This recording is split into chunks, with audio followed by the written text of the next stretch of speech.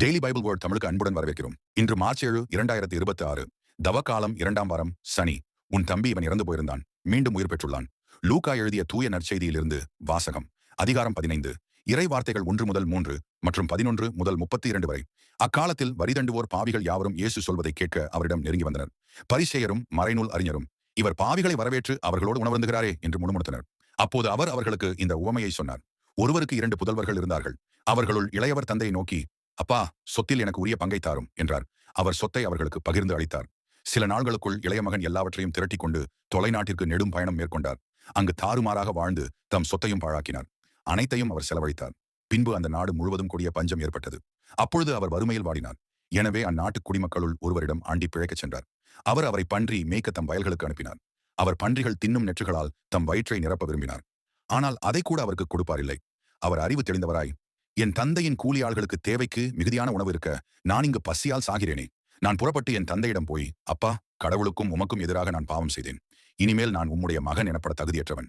உம்முடைய கூலி ஆள்களுள் ஒருவனாக என்னை வைத்துக் கொள்ளும் என்பேன் என்று சொல்லிக் கொண்டார். உடனே அவர் புறப்பட்டு தம் தந்தையிடம் வந்தார். தொலையில் வந்து கொண்டிருந்த போதே அவர் தந்தை அவரை கண்டு பரிவு கொண்டு ஓடிப்போய் அவரை கட்டித் தழுவி முத்தமிட்டார்.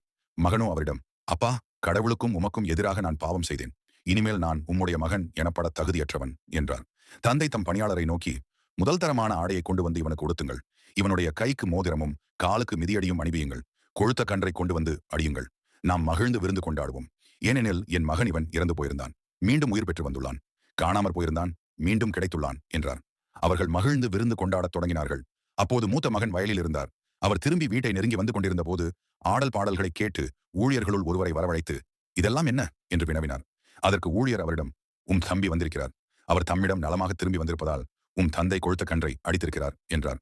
அவர் சினமுற்று உள்ளே போக விருப்பமில்லாதிருந்தார். உடனே அவருடைய தந்தை வெளியே வந்து அவரை உள்ளே வருமாறு கெஞ்சி கேட்டார். அதற்கு அவர் தந்தையிடம், பாரும், இத்தனை ஆண்டுகளாக நான் அடிமை போன்று உமக்கு வேலை செய்து வருகிறேன். உம் கட்டளைகளை ஒருபோதும் மீறியதில்லை. ஆயினும் என் நண்பரோடு நான் மகிழ்ந்து கொண்டாட ஒரு ஆட்டுக்குட்டியை கூட என்றுமே நீர் தந்ததில்லை. ஆனால் விலை மகளிரோடு சேர்ந்து உம் சொத்துக்களை எல்லாம் அழித்துவிட்ட இந்த உம் மகன் திரும்பி வந்தவுடனே இவனுக்காக கொழுத்த கன்றை அடித்திருக்கிறீரே என்றார். அதற்கு தந்தை, மகனே, நீ எப்போதும் என்னுடன் இருக்கிறாய். என்னுடையதெல்லாம் உன்னுடையதே. இப்போது நாம் மகிழ்ந்து கொண்டாடி என்பற வேண்டும். ஏனெனில் உன் தம்பி இவன் இறந்து போயிருந்தான், மீண்டும் உயிர் பெற்றுள்ளான். காணாமற் போயிருந்தான், மீண்டும் கிடைத்துள்ளான் என்றார். இது ஆண்டவரின் அருள்வாக்கு. இறைவா, உமக்கு நன்றி. தினசரி நற்செய்தி வார்த்தைகளுக்கு daily Bible words Tamil channel subscribe பண்ணுங்க. இந்த வீடியோவை லைக் செய்யவும், ஆமேன் என்ற வார்த்தையை பதிவு செய்யவும் மற்றும் உங்கள் நண்பர்கள் மற்றும் குடும்பத்தினருடன் பகிர்ந்து கொள்ளுங்கள். கடவுள் உங்களை ஆசீர்வதிப்பாராக. ஆமேன்.